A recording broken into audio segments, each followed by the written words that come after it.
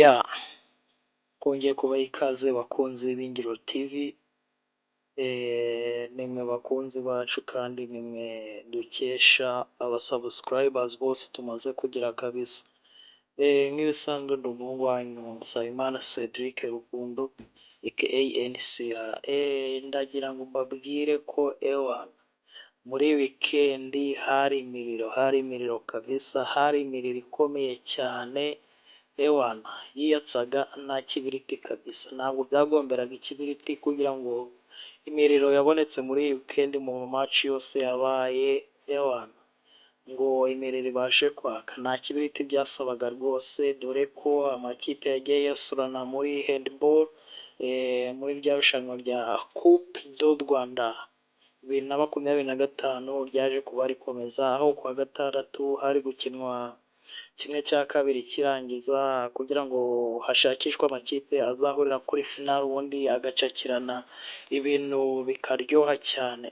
Kuwa gatandatu rero hagombaga kuba imikino yagombaga guhuza Police Handball Club ndetse na ADG Handball Club, hakongera hakaba hari kuba indi match yagombaga guhuza APR Handball Club ndetse na Nyakabanda Handball Club. Izi match ibisubizo zaje gutanga n'imiriro kabisa, aho Police Handball Club yaje gutsinda ADG Handball Club ibitego 35-25, mu gihe APR Handball Club yaje gutsinda ikipe ya Nyakabanda Handball Club ibitego 41-26. Ibi bisubizo rero cyangwa se izi resultats zo muri izi match zikaba zarahesheje ikipe ya Police ndetse n'ikipe ya APR kugera kuri final. Ubwo zaje gucakirana kuri iki cyumweru, nabwo ndaza kubabwira resultats zabonetse, kandi rero aho aya makipe ari ADG ndetse na Nyakabanda zari buhatanire umwanya wa gatatu kuri iki cyumweru, naho ndabanyuriramo mbabwire uko byagenze. Kuri iki cyumweru rero nibwo hari hateganyijwe finali, nivuga finali wumve finali y'ingabo, aho Police Handball Club yari bucakirana na APR Handball Club. Murumva rero ko ari derby y'ingabo, aho kuri iki cyumweru zaje gucakirana rero ikipe ya APR igatsinda Police ibitego 28-25, ibi bigahesha ikipe ya APR igikombe. Police bikayishyira ku mwanya wa kabiri. Police yahise igera ku mwanya wa kabiri bitewe n'uko APR yari imaze kwinyagira ibitego 28-25 byose.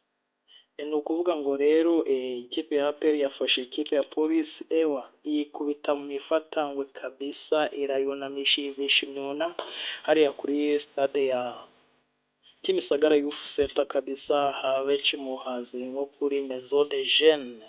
Hariya kabisa amakipe yari arimo kugaragurana kabisa, acakirana gake gake, gusa match yageze hagati irashuha cyane. Abakinnyi nk'aba Mbese Utunguwe, abakinnyi nk'aba Kabongo ndetse n'aba Cedro kabisa bagiye bigaragaza hariya cyane, aho umukinnyi wita Kibonke kabisa yaragurukaga neza cyane kabisa. Injangwe n'ingwe barabibeshyera kabisa, nibizi kuguruka, uyu musore yaranangaje cyane. Rero andi makipe yahatanira mu mwanya wa gatatu ni ikipe ya Nyakabanda Handball Club ndetse na ADG Handball Club, aho ikipe ya Nyakabanda Handball Club yaje gutsinda ikipe ya ADG Handball Club. ADG ni ikipe hariya muri Gatsibo, kabisa. Ikipe ikaba yaranitabiriye amarushanwa ya FEAC hariya muri Kenya kabisa, ikaba yaragezeyo cyane. Nyakabanda rero yaje gutsinda ikipe ya ADG ibitego 31-30. Ibi bihesha ikipe ya Nyakabanda kwicara ku mwanya wa gatatu, naho ikipe ya ADG iza ku mwanya wa kane. Ngayo nguko rero izo nizo match zabaye muri izi weekend. Turacyabakusanya izindi match zabaye nko muri Musanze Football Tournament, turababwira neza cyane uko bihagaze. Icyo usabwa wowe ni ugukanda subscribe niba utarayikanda, kandi nawe wayikanze ndagushimira cyane. mukomeze kudukurikirana kabisa kugira ngo tujye tubaha ama updates agiye atandukanye kabisa, izi miriro ntizijye zibacika rwose. Ngaho nguko rero match zo muri Coupe du Rwanda 2025 handball zaje kurangira, ikipe APR kabisa, APR Handball Club yegukanye iki gikombe cya Coupe du Rwanda 2025 handball. Ubwo niyo yabaye iya mbere, ikurikirwa n'ikipe ya Police, haza gukwirakwiraho Nyakabanda ndetse haza gukurikiraho Adegi Handball Club.